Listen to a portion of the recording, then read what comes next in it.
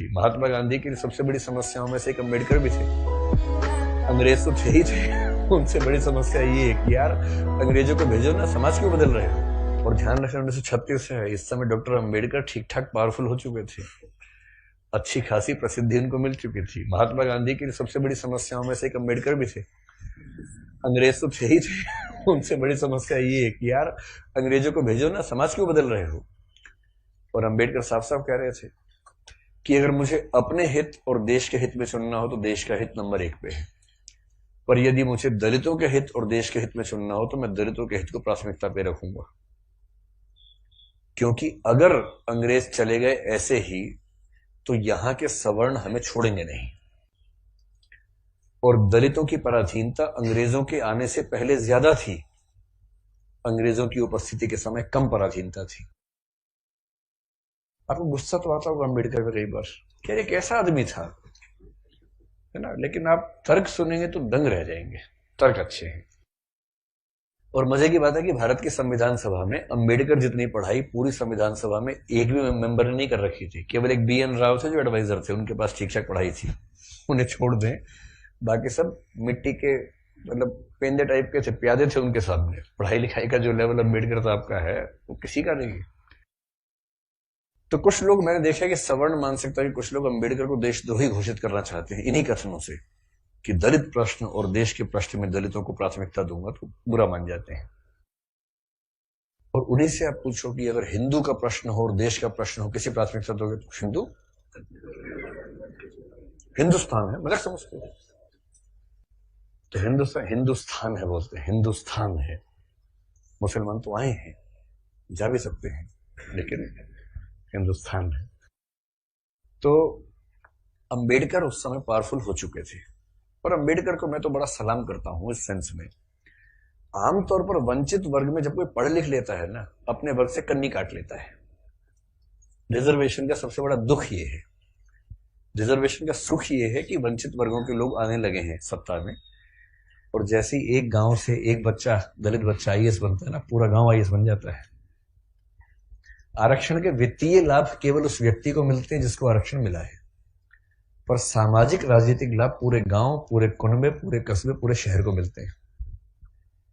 कि हमारे गांव का चंदू IAS बना है, और चंदू वर्ग में मान लीजिए SC या ST में आता है, उस दलित जाति के उस गांव के और आसपास के 100 गांव के सब व्यक्तियों के पास कॉन्फिडेंस आ जाता है। कुछ बिगड़ा, चंदू को फोन लगा दिया, चंदू बिटवा देखिए जरा। अब पुलिस वाले ने रोका, लाइसेंस के लिए, रुको रुको बात करवाते हैं, ऐसे करके कह रहे किसको फोन करो, चंदू को फोन करो। छोड़ दो कोई बात नहीं, आप जाओ, आप गाड़ी कैसे भी ले जाओ, सिर के ऊपर रख के ले जाओ, कोई बात नहीं, हम कुछ नहीं बोलेंगे। कॉन्फिडेंस लेवल बढ़ जाता है। एक रिजर्वेशन का फायदा ये होता है, आर्थिक फायदा नहीं होता, रिजर्वेशन आर्थिक मामला नहीं है, तो सामाजिक राजनीतिक समतलीकरण का मामला है, उसमें उसको देखना है। और अम्बेडकर ने, आजकल क्या होता है कि जो बच्चा IAS बनता है सबसे पहले कोशिश करता है कि उसकी जाति किसी को पता ना लगे कि वो रिजर्वेशन में है।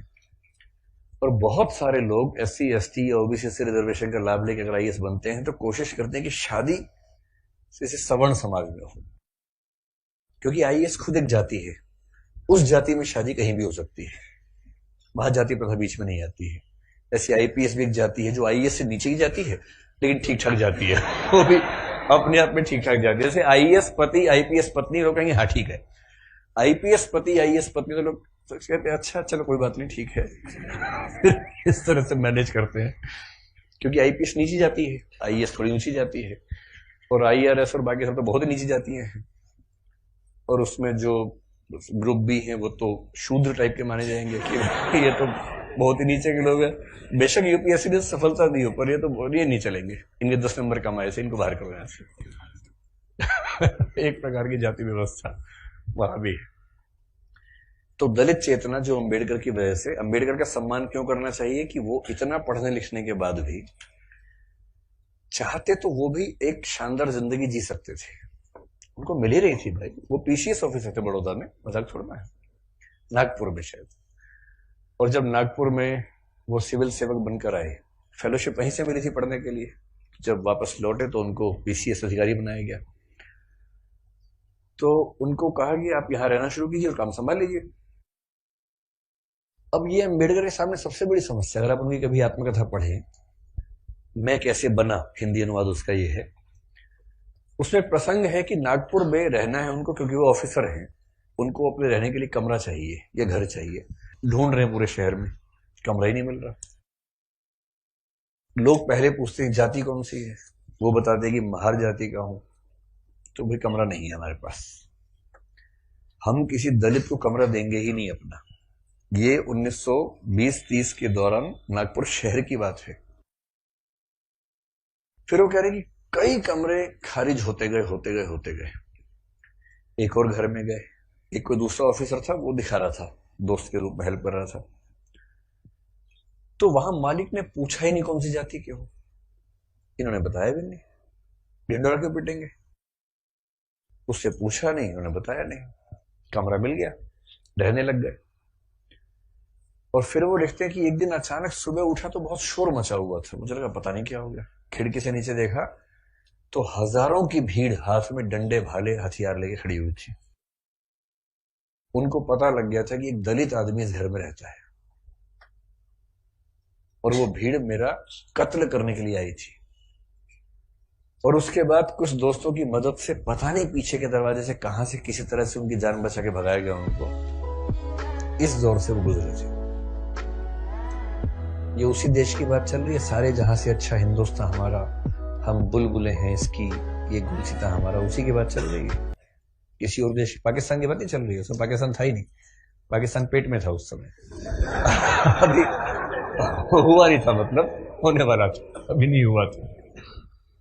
तो उस देश की बात है।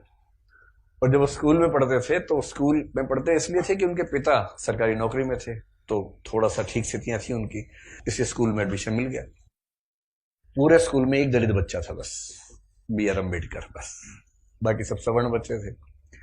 अब दलित बच्चा कैसे हैंडल करे, वो पानी पीने जाएगा, पानी को छू देगा, पानी पवित्र हो जाता है, उसमें हीलियम आ जाता है हाइड्रोजन की जगह। उसके बाद जैसे दलित बच्चा छुएगा हाइड्रोजन के गुण बदल जाएंगे उसमें। तो एक व्यवस्था थी कि भाई पानी पीने की एक जगह थी सबके लिए, एक अलग से मटका था अम्बेडकर के लिए, अलग से रखते थे दूर, उनको वहीं पीना है और मटके को हाथ नहीं लगाना है।